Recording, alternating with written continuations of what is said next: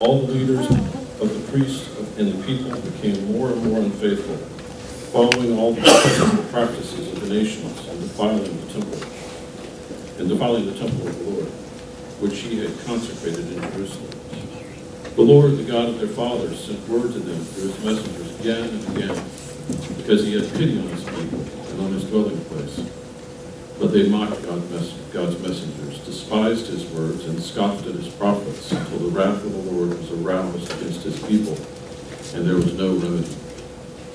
He brought up against them the king of the Babylonians, who killed their young men with the sword in the sanctuary, and spared neither young man nor young woman, old man or aged. God handed all of them over to Nebuchadnezzar. He carried to Babylon all the articles from the temple of God, both large and small, and the treasures of the Lord's temple, and the treasures of the king and his officials. They set fire to God's temple and broke down the wall of Jerusalem. They burned all the palaces and destroyed everything of value there. He carried them into exile to Babylon, the remnant who escaped the sword, and they became servants to him and his sons until the kingdom of Persia came to power.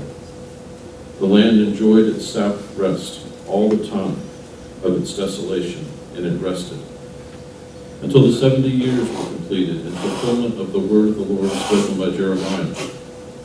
In the first year of Cyrus, king of Persia, in order to fulfill the word of the Lord spoken by Jeremiah, the Lord moved the heart of Cyrus, king of Persia, to make a proclamation throughout his realm and to put it in writing. This is what Cyrus, king of Persia, says.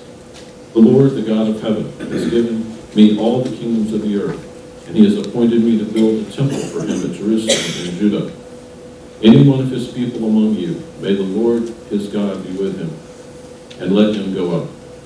The word of the Lord. Thanks be to God. You'll stand.